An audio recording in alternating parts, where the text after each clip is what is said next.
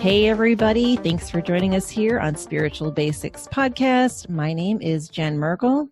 And I'm Dr. April.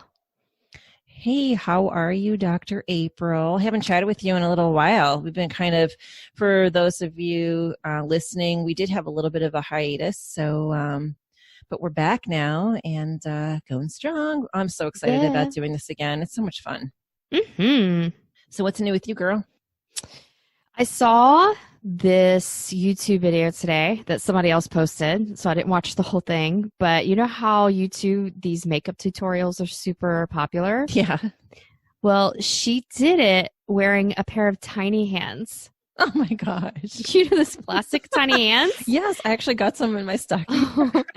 So it was hilarious. She's like squirting liquid foundation and then rubbing her little tiny hands together and then putting on her face like the little tiny hands. Oh my gosh, that's hilarious. It was hilarious. I bet she looked a mess too. I did not watch the whole thing, but yeah, let's just say that foundation was going on super thick. That's like that Kristen Wiig thing from Saturday Night Live when she's like popping the bubbles, you know. Yeah, she's the best. Oh my gosh, that was hilarious. So what's new in your world? Just keeping busy with stuff. I posted a video today, something really cool. I wanted to do a card reading and I sat down on my couch and I started shuffling my cards, and Karma, my puppy, she's almost 8 months old. She came up, jumped on the couch, and she's like, "Hey, Mom, I want to do that." I'm like, "Cool." She's like, "What you doing?" You know, because she's a puppy. She always wants to know what I'm doing. Mm-hmm. So I laid the cards out, and she's like, "I want to pick them." She just started picking them. I'm like, "Okay." And so I took a video of it. It was super cute. And her cards actually were spot on. It was pretty funny. My dogs could care less about tarot. Really it's funny because I didn't really think of, I thought she'd want to chew them up, but she didn't. Right. She picked them she pulled them out with her teeth. But I took them. Fun. Yeah. She kind of, it was really cute. So nice. Anyway, that was fun. So it's good to know she's like my spiritual kindred. For reals. If I would have glued a treat to some of my cards, then my dog Bella would be interested. But other Spread than that, peanut butter on them. Yeah, for reals. Yeah. That makes them interesting. She's a food hound. Cool. Well, so hey, today we are talking about spirit guides. So spirit guides. What are spirit guides? Well, actually, before we talk about spirit guides, I did want to make a point about something because spirit guides are part of our spirit team, and a lot of people might not know what spirit team is. So I kind of wanted to define that a little bit. Your spirit. So there are a lot of spiritual entities out there, and you've got spirit, also known as source, also known as God, known by many names. You've got the ascended masters, which is like Jesus and Moses. And then you've got various archangels, and all of these help everybody. You know, they help everyone. They're everywhere. But your spirit team is really dedicated to you. And on your spirit team, you have entities like angels, including your guardian angel, but they're all different types of angels. Your guides, which we're talking about today, all different types of guides.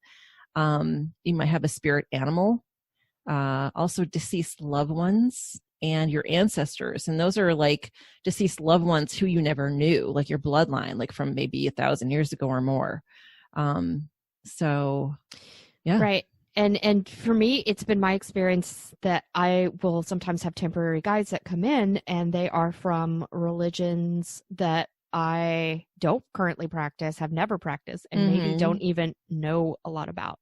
So that's always real fun to hit the old Google when they show up in your life and go, who are you and what are you here to help me with? Because that's really interesting. Yeah. So, but your spirit team, like I said, are those entities that are specifically for you or helping you out at this time. Like you might have guides that come and go, and maybe they help other people, at other times, but anyway, for the time being, they're dedicated to you. So I could just kind of, again, just want to say what the spirit team was. So April, yes, a spirit guide. Oh man, that's a good question. And there's a lot of different things. It's so many things, really, and there's so many different interpretations to that. But really, it's just someone who entity is a good word for it, right? And I don't mean that some people might go, no, not an entity, but a being that helps guide you on your path and helps you with wisdom and knowledge and lessons that you need to know. Sometimes they're with you from birth to death. You have some permanent ones, but sometimes they're just transitory that come in. They come in when you need a particular thing, and out they go again. Yeah, and I think that we all have at least one main guide, one master spirit guide that is basically with you all your life and helps guide you through all situations. And they also help kind of manage your spirit guides on your spirit team too.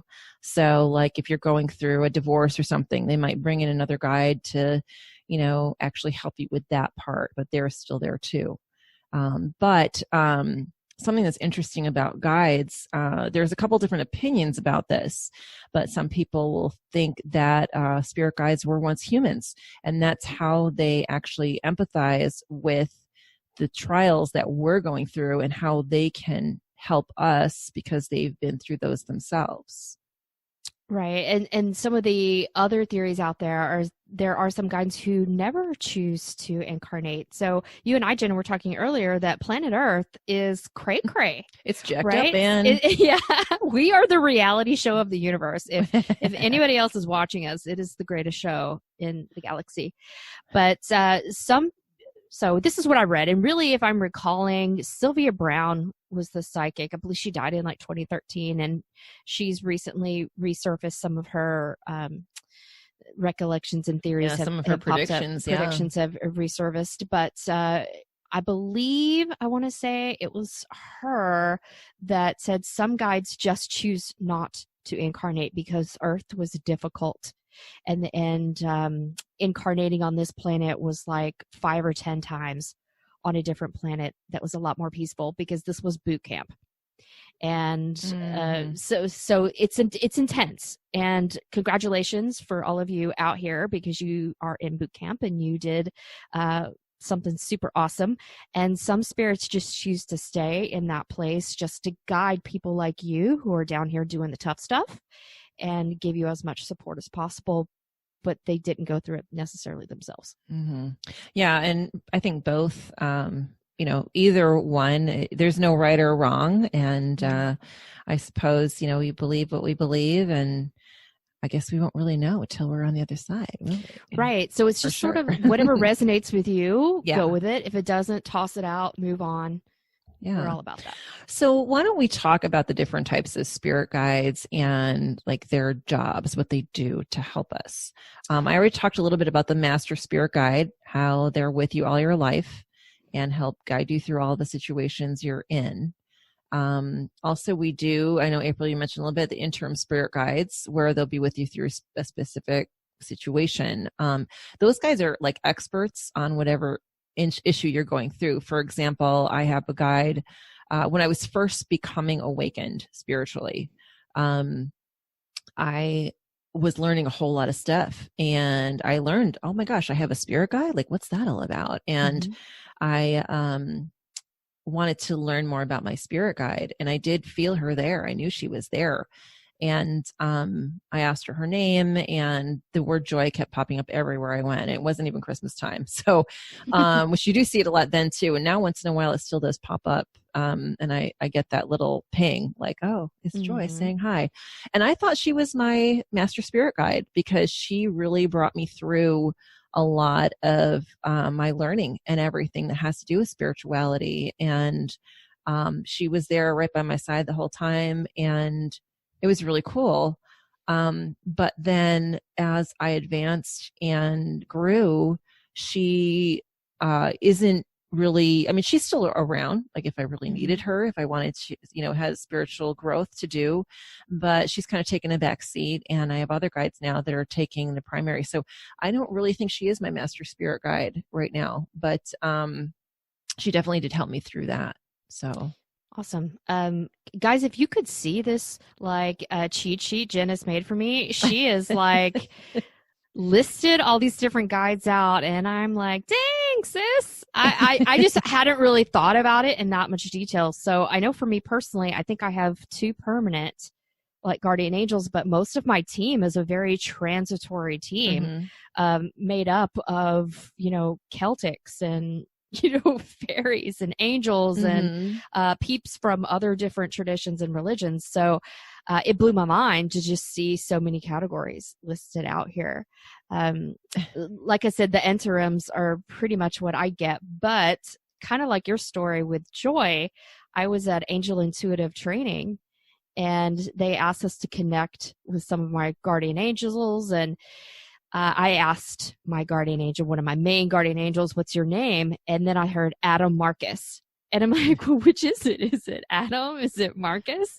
And then, like you, I started to see both Adam and Marcus everywhere. Yeah. So it was like my spirit team playing a joke on me, right? He's sending you signs, yeah. All these. And then I finally had to go, guys, which is it? And they're like, well, it's Marcus, but you like the name Adam better. I like the name Adam better than I did the name Marcus, but in reality, it actually was Marcus. But they had a lot of fun at my expense on that one. That's funny. But so another type of guide that some of us, I think at least once in our lifetime, we will get an animal spirit guide, but I don't, some will get a lot of animal spirit guides. And sometimes they'll change too. Like for me, for a while, my animal spirit guide was a horse. And that was basically when I was finding my freedom from some of the things that I've left behind since, mostly like emotional baggage. But anyway, so my independence and my freedom and, like a wild horse was definitely my animal spirit guide. And I know you also have an animal spirit guide. I have several, and some of our listeners may ask, how do you figure it out? Like, how do you know? So it's been two different ways for me that I figure out what my animal spirit guides, and those will be transitory as well. The first time, I'm clairvoyant. So if you haven't listened to our episodes on the clairs, do check that out in our episode library. But yeah, those are episodes 2 and 3, I believe. Perfect. So I will sometimes see different animals with my inner eye. But the first, I guess, legit thing I did was Sandra Ingerman. She's a shamanic practitioner in Arizona, and she has this meditation of meeting your spirit animal, and it's a meditation of guiding you through the lower world. And in shamanic practitioner, lower world isn't like Christianity, where it's not a hell; it's just a separate area where the animals hang out. That's where the animal guys are. It's a lower, meaning like energy realm on a lower plane than we as humans. That's what we call the lower, and then the upper realms are the ones above where we are humans. So So it has nothing to do with good or evil, so don't let that scare you off. But in this meditation, she has you go into some sort of opening of the earth, and you go through this tunnel, and then when you're out of the tunnel, the first animal you see is your animal. So I did that, and mine was a king cobra. And I am so afraid of snakes. Yeah. Right. Who wants a snake? I'm like, seriously? I turned around and I was like, no. Okay. When I turn back around, my real animal's going to be there. And when I turn back around, it was still a king cobra. So that one's a really strong one for me. And it makes sense with the medicine, the work that I do. That's true. Cobras are all about transformation, medicine, rebirth. So that was very fitting, but I, in real life, don't like snakes. The other way I figure out what's a transitory guide for me is to pay attention to animals that come in around me. So yesterday I saw blue jays. So that's something I don't see very often. So when I see something like that, I'm going to go home, I'm going to hit the Google, and I'm like, okay, tell me what blue jays are. And it's a message for me that I need in the moment. So for me personally, my animal spirit guides are often transitory, but I do have my cobra to help me in my healing work. That's actually really cool. Yeah. And it's interesting too, because I know you have like this aversion to snakes, but I think what we have to do is take a look at, animals are creatures, and there's no good or bad animal. They're just kind of hanging out, and they're doing their thing. There's not really a good or now me, I don't like snakes, but I'm terrified of bees. I don't like bees at all. But when I see bees, I know there's a message in it for me. So anyhow, yeah. So animal spirit guides, and Also, something that animal spirit guides in general will help with are things like protection, strength, persistence, courage, freedom. Like I was talking about my horse is freedom, valuing yourself, things like that. So the things that you're going through in your life, your animal spirit guide is going to be there to help you with. Great. So another type of guide out there, and there's, again, there's so many. It doesn't mean you have one of each. You might have several of a certain kind, but another type is healing guides. And healing guides help us heal physically and or emotionally. So if we're going through an illness, or if we're going through emotional pain, they are there to help us. I have a feeling our healing guides are on heavy duty right now. Yes. They are definitely helping us all out right now. They also work closely with those who are in professions that have to do with healing, like, the medical profession, or April, like your naturopathy, Right. and, myself, even as a crystal healer, they will work closely with us to help us develop our gifts and even sometimes be just right alongside us. I know when I do crystal healing, sometimes I will call in my healing guides and ask them for guidance and assistance and to be there, to help with the healing. Same. This is one of my favorite. The next category I know, is, me too. I love it. I love it. It's the task or talent guides. So you can ask a guide to help you with a specific project, a specific task. I've done this for writing projects that I've had, but I do it probably more frequently for parking spots. So parking angels, this is a thing, y'all, that if when you leave the house, if you can ask the parking angels to help you secure a parking spot wherever you're going, they will come through for you in a big time. Yeah, I think it's important to note, however, that guides and angels definitely are separate. They're not normally the same. They're not interchangeable because angels are more of like protectors. They have different purposes, but guides are specifically here to, help us grow, and they provide us with suggestions and things like that, but they're not like, it's free will is still at play, right? Yeah. So this is where Jen and I will disagree a little bit. So it's for me, angels are guides, and I don't see a lot of distinction between them. Like there are way more categories that we're covering tonight than I use in my personal life and or we're aware of. But for me, angels are guides. But to others, they are different. And I think that, angels can definitely play a guide role. And we'll be talking about angels in a future episode, so I don't want to spend too much time on that. But I just wanted to clarify, whoever, as you're listening to this, whatever your opinion is what's right for you. So, no judgment here. And, April and I still love each other, even if we have a difference of opinion once in a while. We're not it's good. It's healthy for a podcast not to be like, yep. Friendship. We agree with everything. But the task and talent guides, one of my favorite examples is I had a colleague of mine who actually, she was the one who even brought up the idea of this task and talent guide. I'm just going to call them talent guides, where she was a painter. She had just started painting and she had done some different things, but she felt kind of like she didn't have much of creativity.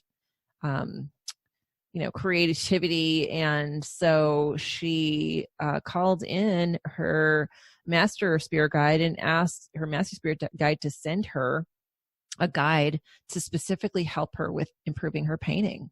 And that guide came through. And sometimes these guides, if they were, before on earth, they could be Picasso. They could be, a master at definitely they have been a master at whatever it is. So I myself lately, I've asked for help with talent guides to help me train my puppy because she can be a little turd sometimes and she's a puppy. So sometimes if I'm having a particularly rough time, then I'll call in my talent guide and ask for help. So so yeah, an animal trainer guide will come down and just help me out, and it's fantastic. So great. Yeah. So another type of guides we have too are protector guides, and they will help protect you, but also they'll help you learn to protect yourself and others. So if you're in a situation, maybe like a domestic violence situation, they'll help you with that situation, protecting yourself. Or even if you're just in a relationship where you don't feel safe, not necessarily physically, but maybe emotionally, maybe it's maybe there's some verbal abuse, or maybe you're just don't feel like you can be yourself. There's protection there. A lot of times protector guides will be around children, and so will angels for that reason, children that are in unfortunate situations. But another thing about protector guides is they also work really closely with those that protect us, like the police and military, child protective services, judges, anything that's basically a protector type of vocation. There's probably guides for every type of major vocation out there, don't you think? Artists, doctors, travel agents. Absolutely. You guys all. Podcasters. Well, you know what? Podcasters, we even could call in these next category of guides the teaching guides. We're trying to learn things, right? Mm-hmm. If you guys think we suck at podcasting, send some teaching guides our way. Exactly. So I keep thinking of this. I want to say it was something Sonia Choquette.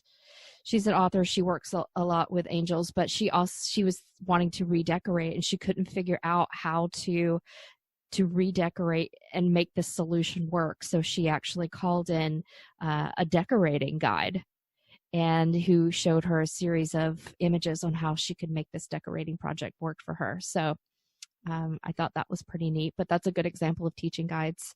Yeah, it definitely.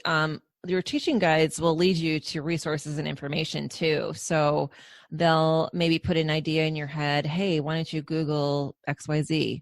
And when you do, it comes up with a whole bunch of search results that get your mind really going and find the answers that you're looking for. So that's cool. Now, another type of guide is called a gatekeeper guide. And actually, the first time I heard about this was through, I can't remember if it was John Holland or James Van Praagh. I think it was James Van Praagh, actually. Both of them are famous mediums. If you're not familiar with them, look up their information on Google, their web pages. They're both definitely leaders in the industry. But the gatekeeper guide is important for empaths. So, and used by mediums a lot. They often appear when your gifts are opening. So what they do is they kind of work to keep the flow of traffic going smoothly. So for example, let's say, you're just learning about spirituality, you're learning about all these things, and it just seems like you're everywhere. You're getting information for everything. You're confused. Ask your gatekeeper guide to come in and steady the flow so that you can kind of absorb it better. And actually, your gatekeeper guide will come in, even if you don't ask it, it will happen. But it's also like for mediums, if they're doing, like, I know it was James Van Praagh was doing a show. I don't know if I don't call it a show, but he was doing like a group mediumship reading. And, he asked his gatekeeper guide. He didn't ask, his gatekeeper guide was there to help, because if there's 300 people in the room, all these people have multiple people that want to come through, and he relies on his gatekeeper guide to bring through the people that need to come through that are on the other side. So that's gatekeeper guide.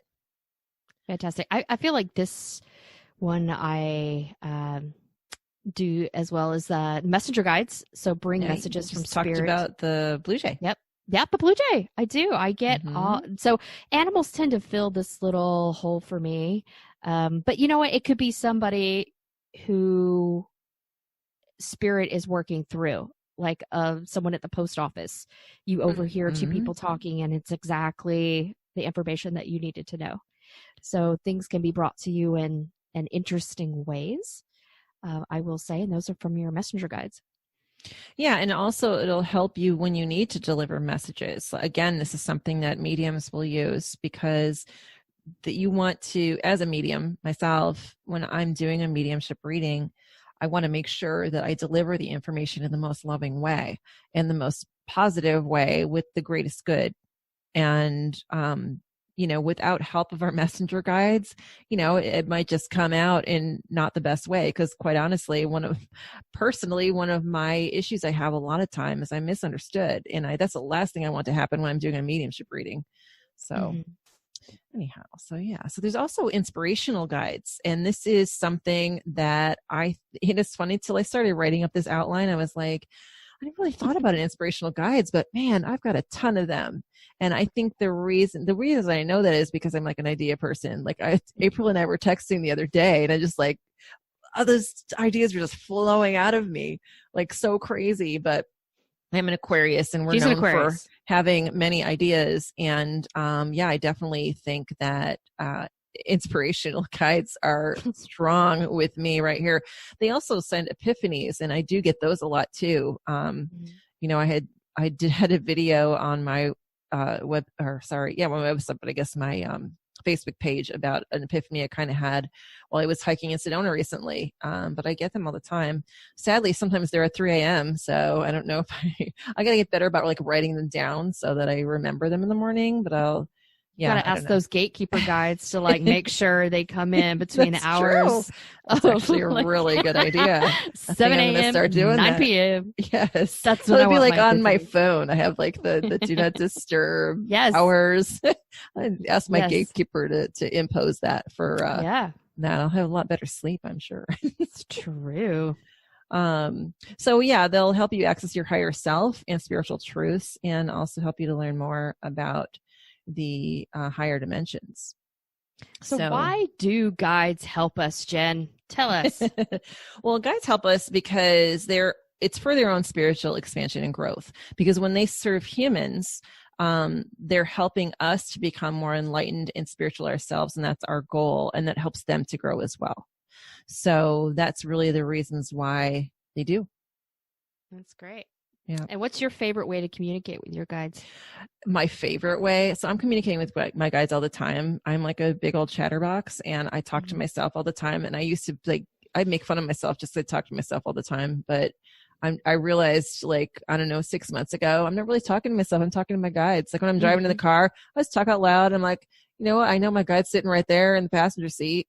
It's like, hey, so it's kind of interesting. And when I say talk to myself, like ideas that come out, things I have to do, or just things that I remember, or whatever it is. It's almost like I have a friend sitting there with me. So that's how I mostly talk to my guides. Great. Mine's an internal monologue, and I will tell you, my guides are not chatty. And I've had many people connect with my guides, talk to my guides, and that has been something they've all said is my guides they're 1 to 5 answer. They're 1 to 5 word answer guides.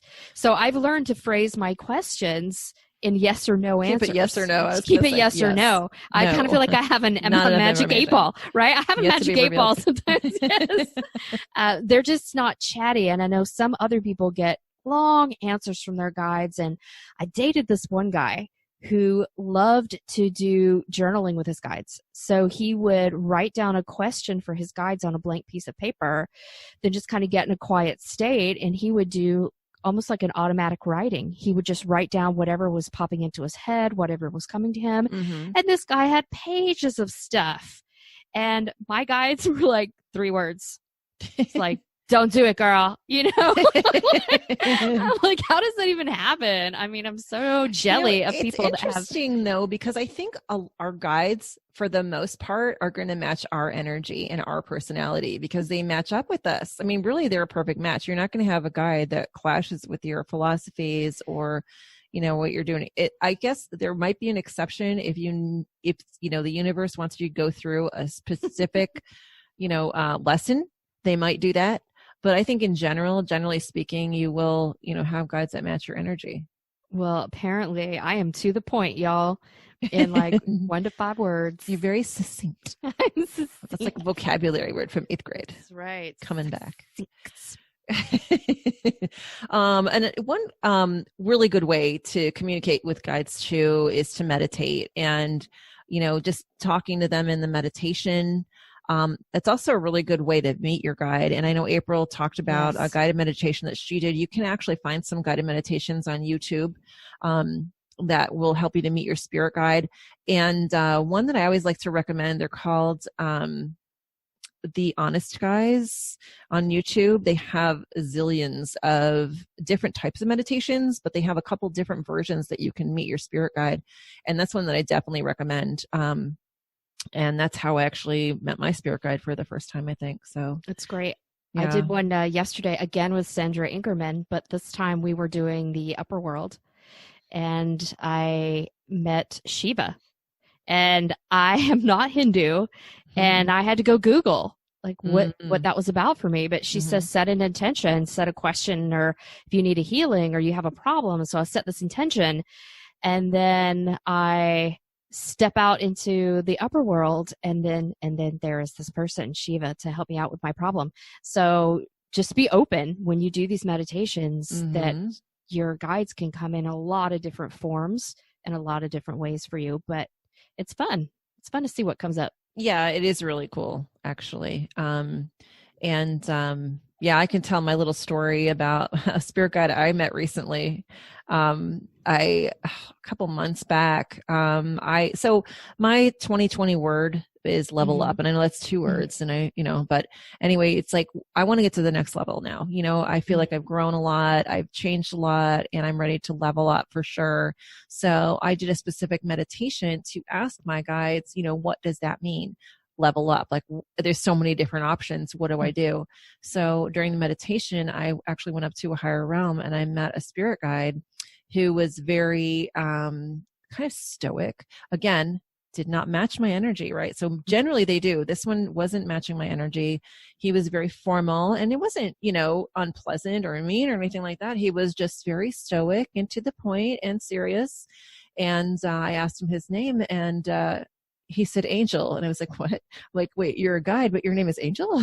And he's like, yeah, so? I'm like, yeah, nothing. No, sorry, sir. Like, I just found humor in that, but he didn't have a sense of humor, but that's okay. I mean, right? It's fine. It was just kind of, I find humor in the fact that he didn't have a sense of humor because he's my guide, for heaven's sake. I mean, come on. Right. Anyway, so I just thought that was kind of cool. But so that's how I met one of my guides recently. So yeah.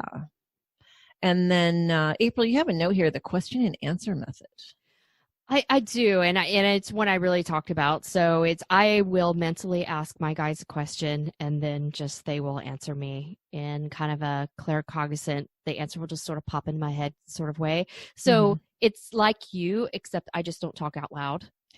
I'm just doing the whole thing in my head, and I only get 1 to 5 words back as the answer. So I've learned to tailor that and adjust and work with my magic 8-ball guides.